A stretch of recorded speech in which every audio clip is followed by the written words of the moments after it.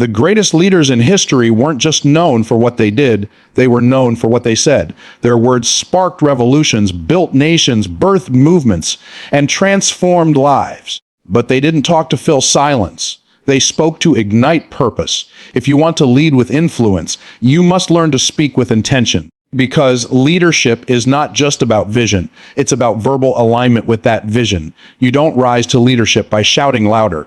You rise by speaking clearer, deeper, and more purposefully. When you listen to someone who truly leads, you'll notice something different. It's not just what they say, it's how they say it.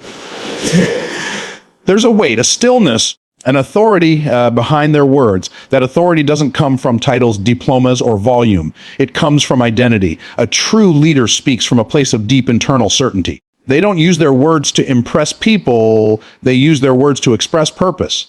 Their speech isn't a performance, it's a reflection of who they are. And who they are has been forged through vision, values, and alignment with purpose. Insecurity makes people loud. It makes them defensive. It forces them to explain, over-explain, and justify every move, every idea, every decision. Insecurity seeks validation through verbal approval, but leadership doesn't beg for agreement. It commands it through clarity. A leader doesn't feel the need to prove their worth with every sentence, because when you're rooted in your identity, you understand that your words are not for applause, they're for alignment. People who speak from insecurity tend to ramble. They fill the silence with unnecessary explanations because they're afraid that being misunderstood means being rejected. So they speak fast. They use filler words. They qualify everything. Well, I think maybe this could work. Or, I'm not sure, but maybe we should try. That's not leadership. That's hesitation dressed up in polite words. Leadership speaks clearly even when the answer is unpopular. It doesn't waver because it's not seeking permission. It's rooted in something deeper. Conviction. Conviction doesn't need volume. You can whisper truth and it will echo louder than a scream. And that's the difference. When your identity is solid, your voice doesn't have to shout. It carries a different kind of force, a spiritual gravity that pulls people in. You don't need to convince people to follow you. Your words show them that you know where you're going. You're not trying to get people to like you. You're leading people toward destiny. You see this in powerful leaders across every arena: business, faith, politics, family. The most effective leaders don't rely on charisma alone.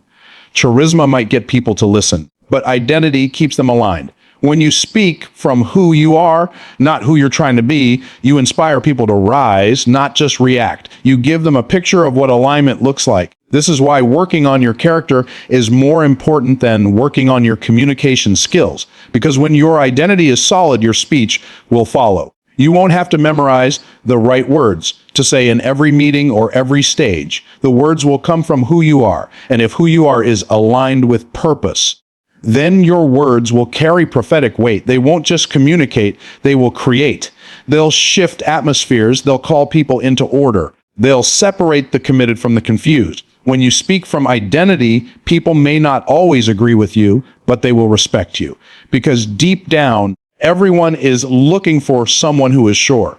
Not someone who's always right, but someone who is rooted. Insecurity can't lead a room. It might entertain, it might distract, but it can't direct. People don't follow perfection, they follow certainty. And certainty doesn't come from external applause. It comes from internal agreement. If your words are constantly chasing approval, you're not leading, you're performing. And performance is exhausting. You'll always be switching masks, adjusting your tone, watching how every sentence lands. But when you're anchored in identity, you don't have to do all that. You can speak with peace. You can speak with power. You can speak without apology, not because you're arrogant, but because you're aligned. Even your silence becomes powerful when you're secure in your identity. You don't have to respond to every opinion. You don't have to explain every decision. You can let your fruit speak. You can let your results preach. Because a leader who knows who there doesn't need to fill the room, they just need to enter it. And when they do, people feel it before they even say a word. So if you want to talk like a leader, don't start with vocabulary, start with identity. Don't start with scripts, start with self-awareness. Don't try to copy someone else's voice. Discover your own. Because when you speak from who you truly are, people will hear not just a voice, but a vibration. Not just words, but wisdom. Not just sound, but substance. Most people speak based on what they see, but leaders speak based on what they foresee. There's a difference between describing the present and declaring the future. One requires observation, the other requires revelation. And that's the difference between someone who communicates and someone who leads. A leader doesn't just repeat data, they reveal destiny. They don't just pass along information, they project a vision so compelling that others are moved to action, not by what is, but by what could be. Information informs the mind, but vision transforms the heart. Information answers what's happening now, but vision says, here's where we're going. People aren't inspired by facts. They're inspired by the future. If you want to talk like a leader, you must learn how to speak into the unseen. You must train your mouth to communicate not only what's visible, but what's possible. Because leaders don't just lead people through reality, they lead them into destiny. You can feel the difference when a visionary speaks. Their words carry a certain magnetic pull. They don't just explain, they ignite. They don't just teach, they activate. You could give people all the facts and still leave them empty. But if you cast a clear, powerful vision, you'll stir something in them they didn't even know existed. Visionary speech awakens dormant belief. It speaks to the seed, not just the soil. It speaks to potential, not just problems. And that's where transformation begins. You don't need to have everything figured out to declare vision. In fact, you rarely will. Vision isn't about having all the answers. It's about having the audacity to declare something bigger than yourself, even when it looks impossible. The leader's job is not to echo reality, but to elevate it. Your words should paint pictures of the future so vivid that people begin to walk toward it even before the path is clear. When a leader speaks vision, they're not lying, they're prophesying. They're calling forth what's already written in purpose, but not yet manifested in the natural. That's why your words must be deliberate. Don't use your mouth to rehearse limitation. Use it to release direction. Your team, your family, your business, your community, they don't need more information. They need a picture of what's possible. And they're waiting for someone bold enough to speak it. But here's the key. Vision must come with clarity. Vague inspiration is not leadership, it's noise. Every word you speak as a leader must be precise, intentional, and rooted in purpose. If your vision can't be understood, it can't be followed. That's why your mouth must be submitted to your mission. You can't afford to talk in circles. You can't afford to water down your vision so it's more palatable. Leaders don't dilute truth. They define direction. You may not be the most eloquent. You may not have the fanciest vocabulary, but if you have vision and you speak it clearly, people will listen. Because clarity cuts through confusion. Clarity silences doubt. Clarity gives people something to stand on when everything around them feels unstable. And when your vision is clear, people will begin to see it, even if only through your eyes at first. That's the role of a leader, to let others borrow your belief until they develop their own. Leadership speech is prophetic speech. It's not mystical, but it is deeply spiritual. Because to declare vision is to align your words with the unseen realm. You're speaking from a place of faith.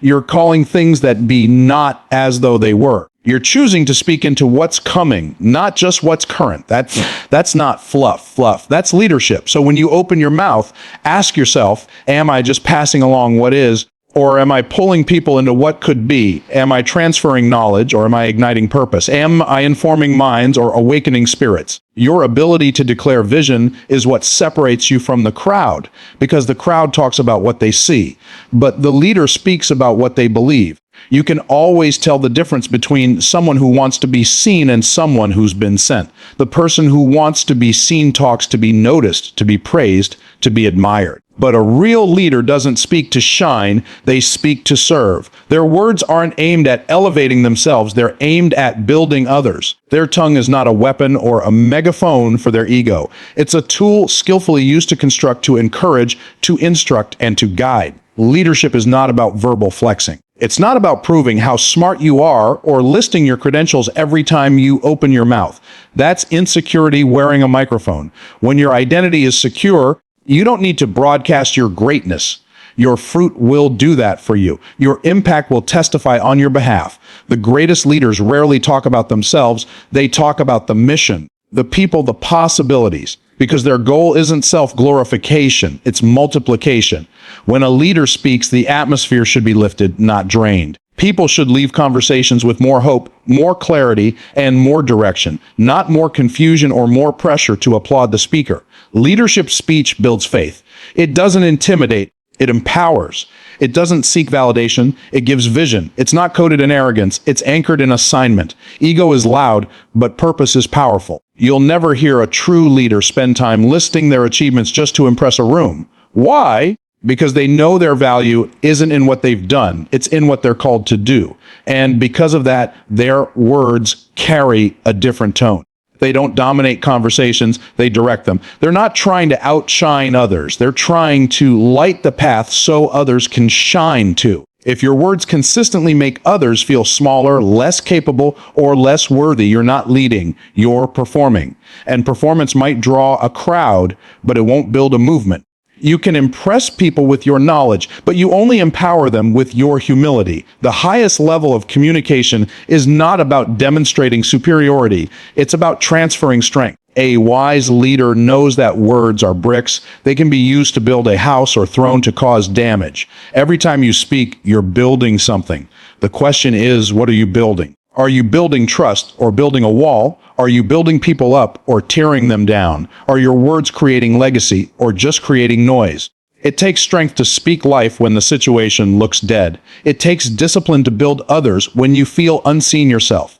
But that's leadership. Leadership doesn't wait for applause before it adds value. Leadership shows up with solutions, speaks with strategy, and serves through speech. Not to impress, but to impact. And here's the truth. When you focus on building others, you never have to worry about building your platform. Your influence becomes a byproduct of your integrity. People remember how you made them feel. They remember whether your voice made them feel seen, heard, and lifted, or ignored, belittled, and used. Your words leave residue. Make sure it's the kind that nurtures growth, not the kind that feeds ego. So many people in positions of leadership think talking big makes them look powerful, but real power doesn't boast. It blesses. It doesn't shout to be heard. It speaks so others can be empowered. If you truly carry something of value, you won't need to announce it every 5 minutes. People will feel it in the way you speak, the way you lead, and the way you treat them when no one is watching. Great leaders are great builders. And great builders know how to use words like scaffolding, lifting others higher, giving them structure to grow, and helping them see what they didn't even know was possible. So let your mouth be a construction site, not a showcase. Let your speech be filled with bricks of wisdom, encouragement, and direction, not puffed up declarations about your greatness. Because in the end, it's not the loudest voice in the room that changes lives. It's the voice that builds people when they're breaking, that speaks faith when fear is loud, that gives vision when all seems lost. That's what leaders do. They build with their words. In a world obsessed with noise, real leadership is marked by precision. While many speak just to be heard, leaders speak to be understood. They don't waste words. They don't ramble through meetings hoping to impress with volume. They speak with intent, with clarity, and most importantly, with weight. Leadership isn't about saying more. It's about saying what matters. Because when your words carry purpose, you don't need to say a lot, just enough. A leader's voice isn't measured by how often it's heard, but by how deeply it lands. There's a quiet confidence that surrounds real authority. The kind of presence that doesn't need to raise its voice to command attention. You've likely felt it before. That person who speaks only when necessary, but when they do, everything stops. Their words don't just pass through ears. They hit the heart, they shift the room, they set things in motion. That's what it means to be loaded, not loud. Talk is cheap when it's constant. When someone always has something to say, eventually their words lose value. That's why wise leaders conserve their voice for the moments that matter most. They understand that silence is not weakness, it's wisdom. It's the discipline to observe before you speak, to listen before you lead, to think before you talk. And that level of discipline is rare in a culture addicted to instant reaction. Leaders who mean more say less because they know that language builds direction. Every sentence shapes culture, momentum, and mindset. They don't just speak to fill the air, they speak to fill the gap between confusion and clarity, the gap between chaos and order, the gap between what is and what's possible. Every word they use is intentional, like a sculptor carving away at something invisible until the vision becomes visible. There's also power in restraint. You don't have to respond to everything. You don't need to prove a point in every conversation. You don't need to fight for every inch of verbal territory. Some of the strongest leadership moments come not from what you say, but from what you choose not to say. That silence, that pause, that moment of stillness before the answer, that's not emptiness, it's authority under control. Shallow leaders speak reactively. Strategic leaders speak responsibly. They weigh their words because they understand that one careless phrase can cost trust, momentum, and influence. They treat communication like a sacred assignment, not a performance, but a responsibility. Their speech is filtered through purpose, not pressure. And let's be honest, if you talk too much, you start revealing things that weaken your leadership. You say things you didn't mean. You make promises you can't keep. You expose fears you haven't faced. Excessive talk often reveals internal instability, but restraint, that reveals maturity. That reveals control. That reveals focus. Leadership communication isn't just about the what. It's about the when, the why, and the how. The best leaders don't interrupt flow. They create it. They don't talk over people. They draw others in. Their speech isn't cluttered with cliches or fluff. It's clear, concise, and catalytic. They understand the economy of language. They don't waste words because they know the cost of careless ones. When you speak less and mean more, you leave room for others to rise. You give space for solutions to emerge. You allow those you lead to feel seen and heard, not silenced by your constant talking. You model confidence by demonstrating control because people don't follow the loudest person in the room. They follow the one who knows where they're going and only speaks when it moves them closer to that destination. If you want to speak like a leader, resist the urge to fill the silence. Resist the need to be the center of every conversation. Instead, speak with weight, speak with wisdom. Speak when it builds, directs, or corrects. And let your words echo beyond the moment. Because in leadership, less isn't weakness, it's leverage. Correction is one of the most sacred responsibilities of leadership. Anyone can point out what's wrong, but not everyone knows how to call someone higher without tearing them down. Real leaders don't use their words as weapons, they use them as refining fire. Their goal is never to shame, embarrass, or belittle. Instead, they correct with the heart to restore, to realign, to build up, not break down. They know how to speak truth without turning it into a tool of condemnation. True correction is rooted in care. A leader who loves their people, their team, or their organization understands that avoiding correction isn't kindness, it's cowardice. But how you correct determines whether people will grow or shut down. Harsh correction breeds defensiveness, fear, and disconnection. But graceful correction, it opens hearts. It creates space for self-reflection. It draws people back into alignment with vision, values, and purpose. When a leader confronts, they do it with honor. They don't attack the person. They address the behavior. They separate the mistake from the identity. Instead of saying, you are the problem, they say, this is something that needs to shift. It's a subtle but powerful difference. Because one speaks to shame, the other speaks to strength. One labels, the other leads. You can tell a leader's maturity by how they handle someone's failure. Immature leaders react out of ego. They lash out, make examples of people, and speak to elevate their authority. But seasoned leaders, they respond out of vision. They see the correction as a divine opportunity, not just to fix a problem, but to form a person. They know that every mistake is a moment to mentor. And their tone reflects that. Calm, direct, firm, but not fatal tough, but not toxic. Correction done right preserves relationship, not just results. It communicates, I see more in you than what you just displayed. That's why great leaders don't just rebuke. They remind people who they are. They remind them of the standard. They remind them of the assignment. Their correction isn't a rejection. It's a redirection. And when people feel that, they're more likely to lean in, not walk out. This kind of communication requires emotional discipline. You don't correct just because you're frustrated. You correct because they're worth it. You don't speak from your wound. You speak from wisdom. That means taking a breath before you address the issue. It means asking, am I correcting to be right or to make things right? Because your motive matters just as much as your message. And it's not just about what you say, but when you say it. Timing is critical. A wise leader knows not to confront someone publicly when it can be handled privately. They know that the goal isn't humiliation, it's restoration.